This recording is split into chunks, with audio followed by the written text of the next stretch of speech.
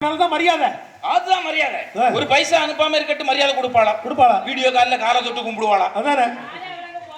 மண்ணா கட்டி சும்மா இருக்க நீங்க எங்களுக்கு தெரியாதா? எங்களுக்கு இன்னும் சினிமாயா நடந்துட்டு இருக்கு. பாசமலர் படமா வாழ்க்கை செல்ல பசி உள்ள இந்த மாதிரி எனக்கு தெரியுங்க. அந்த கல்யாண வீடு ஒண்ணு வேண்டாம். நம்ம இத்தனை பேர் இருக்கிறதான பொதுவா பேசுவோமே நடுவர் அவர்களே. அண்ணனுக்கு கல்யாணம், அண்ணனுக்கு கல்யாணம், தங்கச்சி தானே நீ, பாசத்தோடி வரலாம் இல்லையா? கல்யாணத்துக்கு முன்னாடி வீட்டுல நிப்பா பாருங்க, நல்ல தங்கச்சிக்காரி மைனிய மாதிரியே எனக்கு வேண்டாம். 1,50,000 பட்டு போடவன் ஆர்டர் கரெக்டா இருக்கணும்னு கேட்பாங்க தானே. இல்லன்னா நான் பெட்டி தூக்க மாட்டேன். பெரிய வேலை பெட்டி, வேலை பெட்டி. ஆனா கோல்முட்டிக்காரி வேலை பெட்டிக்காரி தான். அந்த பெட்டியை தூக்கிட்டு கல்யாணத்தன்னைக்கு பெரிய நான் சொல்லுத கேப்பியா கேட்க மாட்டியா சொல்லு. பெட்டியை தூக்கிக்கிட்டு கலெக்டருக்கு மோகனங்க வருவா பாத்திருக்கீங்களாங்க?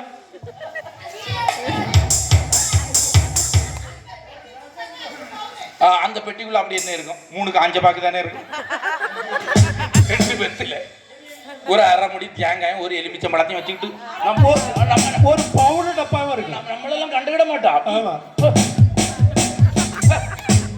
பெரிய இது மாதிரி வந்து நிப்பா. அதுல அவன் தாலி கட்டி முடிச்சிருக்காது, இவ கையை நீட்டிட்டு நிப்பா.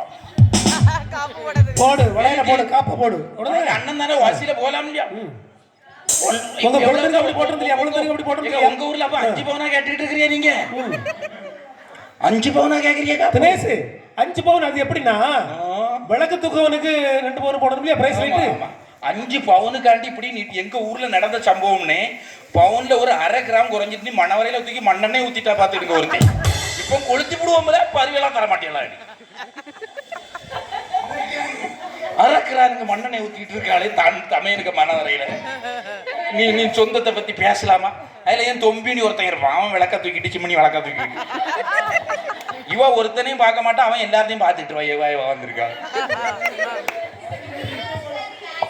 அது ஒண்ணு இல்லம்மா, நீங்க இருக்கீங்க இல்லையா? அந்த விளக்க வச்சுட்டு அவன் விரல நீட்டிட்டு பாத்துருக்கிறீங்களா? ஆனா அவன் கொஞ்சம் பரவாயில்ல, கொஞ்சம் குறைஞ்சாலும் இப்படி இழுத்துட்டு தான் போனே தவிர வேற ஒன்றும் செய்ய மாட்டான். ஒரு காப்புக்கு மோதிரத்துக்கு அலந்தவியதானே நீங்க அண்ணன் தம்பின்னு பேசிக்கிட்டு இருக்கு. இல்ல இன்னொன்னு திரேசு, அதுலயும் சில வீடுகள்ல 2 பொம்பளை பிள்ளைங்க இருக்கும். 2 பேருக்கு ஆளுக்கு ஒரு காப்பு போடணும். உண்மைதானமா? போடணும். இல்ல உண்மைதானே அது? அதுலயும் சித்ராக்கா கல்யாணத்துக்கு நான் போயிருந்தேன் நடுவர் அவர்களே. சித்ரா கல்யாணத்துக்கு 2000 நடந்து கல்யாணம் மட்டும் நடந்து 2004 கல்யாணம் நடந்து. என்னைக்கு எந்த மண்டபத்துல? ஏதோ ஒரு மண்டபத்துல நடந்து நடுவா. மண்டபத்தை இடிச்சிட்டானு அந்த மண்டபத்தை. இப்ப அந்த மண்டபத்துல சூடு. சித்ரா கல்யாணம் தான் அந்த மண்டபத்துக்கு கடைசி கல்யாணம். அந்த மண்டபத்துக்கு ஜாலியா முடிச்சிட்டால கல்யாணம். தாலி மாப்பிள்ளை தாலி கட்டி முடிச்சதான் உண்டு. எங்க அக்கா எழும்பி ஓடாளே எனக்கு மாப்பிள்ளை பிடிக்கலன்னா முந்தின நாளாவது சொல்லணும் இல்லையாக்கா? தாலியே கட்டி முடிச்சதும் ஓடா. எங்க ஓடான்னு கேட்கேன். அது ஒண்ணும் இல்ல, பொண்ணுக்கு கல்யாண வீடுகள்ல பந்தியில தின்னு பழக்கப்பட்டு போனா இது அவளுக்கும் கல்யாணம் அங்கே போய் பந்தியில போய் இருக்கா.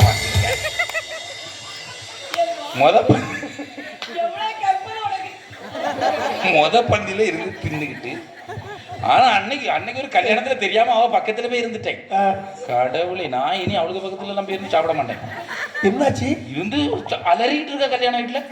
சாம்பார் சாம்பார் பாயாசம் ஓட்டம் ஓட்டம் ஓட்டம் ஓட்டம் ஓட்டம் பப்படம் பப்படம். நீ கத்த மட்டும் கிடக்கா பப்படம்.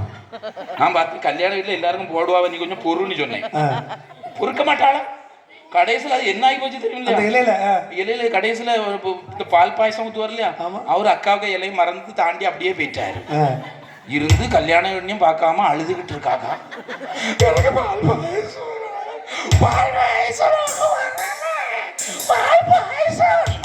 நான் சொன்னேன், இதுக்கு கல்யாண வீட்டுல இருந்து மங்களகரமான இடத்துல இருந்து அழாத, உனக்கு பால் பாயசம் தானே வரணும். உடனே அவரை கூப்பிட்டு, அண்ணாச்சி இதுல வந்து பால் பாயசத்தை ஊத்திட்டு போங்க, இல்லைன்னா இப்ப பால் டாயில் அடிச்சிருவா. பாயசத்தை அடை பாசத்துக்கு நீ அழு போறா. நல்ல ஆடு நான் எவ்வளவு அழகா வரும் சொல்லி வச்சுக்கிட்டு பாயிண்ட் சொல்லி விடுமா. உன்னை பத்தி எவ்வளவு பெருமையா அழகு மலர். அப்புறம் இலை என்னாச்சியா? இலையில பாயசத்தை ஊத்திக்கிட்டு அவர் அங்க போறதுதான் உண்டு.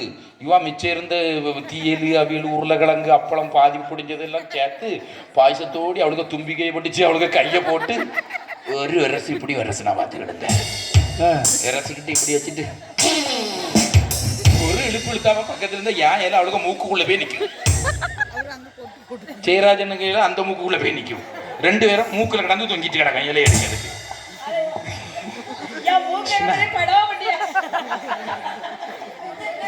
கல்யாண வீட்டுல இப்படி சாப்பிடுறியே, அவன் வாசிலேயே அவனுக்கு சாப்பாடு போட்டு தரான். ஒரு சமையலுக்கு எவ்வளவு ரூபான இன்னைக்கு 3.5 லட்சம் ரூபா 4.5 லட்சம் ரூபா இல்லாம உனக்கு சாப்பாடு வராது. அப்பதான் நீ வெளியே வந்து அதுக்கு பிறகு இந்த சொந்த பந்தங்கள் என்ன செய்யும் தெரியுமா? நல்லா தின்னுக்கிட்டு வெளியே வந்து பருப்புல முந்திரி கொத்து இல்ல, பருப்புல முந்திரி கொத்தா, சாம்பார் இல்ல, சரி இல்ல, ரசத்துல கஞ்ச பையன் சரியா போட்டாம இல்ல.